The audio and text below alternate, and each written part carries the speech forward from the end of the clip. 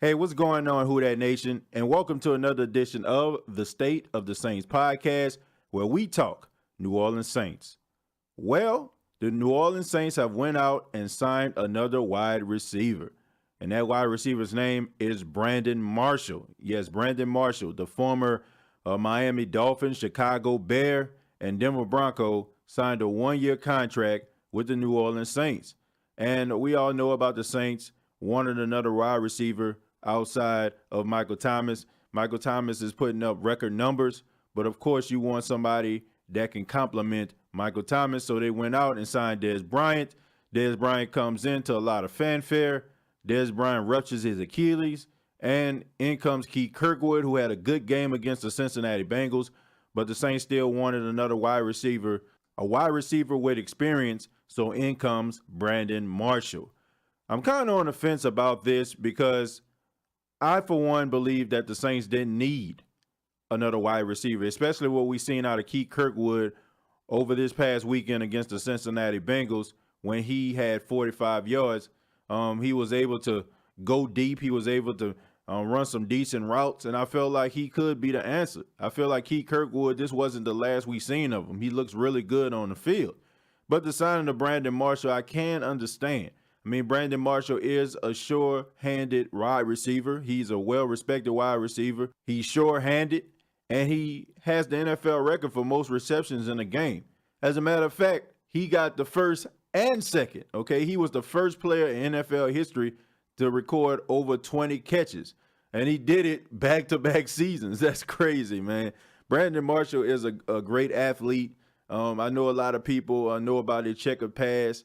Him dealing with different types of mental illness. And I bet you that's a reason why a lot of people think that he might not be a good locker room guy. Yes, it's well documented that Brandon Marshall has had issues inside of locker rooms, and that was one of the reasons why teams let him go.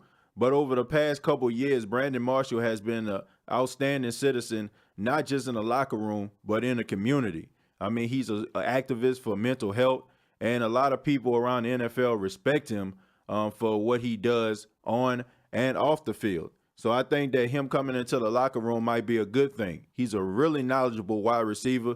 He's a guy who asks a lot of questions, and he's a guy that wants to be great. I mean, he has 970 catches in his career. 30 more catches, he goes into that 1,000 catch club. And you know what happens when you go there. Most likely you get a Hall of Fame jacket.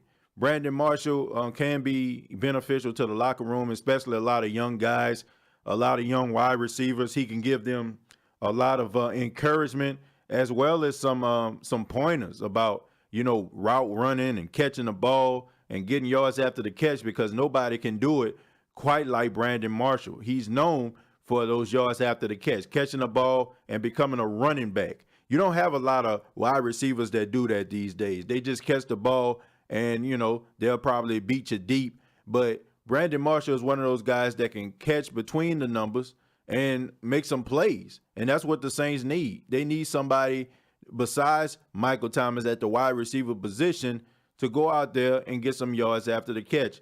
And that can be Brandon Marshall. Now, Sean Payton did say he's going to see how this week is going to be. I'm pretty sure that they're going to be happy with Brandon Marshall because he's an outstanding wide receiver.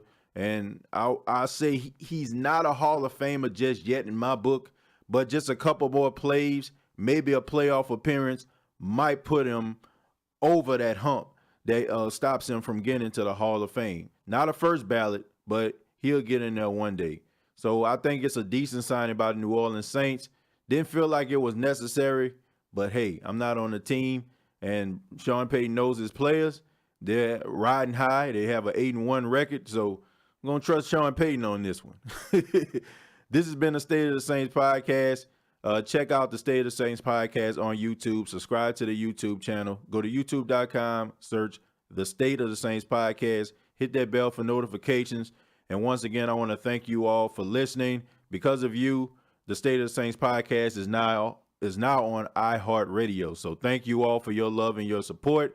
Wouldn't have been on iHeartRadio if it wasn't for the listeners that are listening to this podcast. So I humbly, very, very humbly say thank you very much. Till next time, all I have to say is, who dat?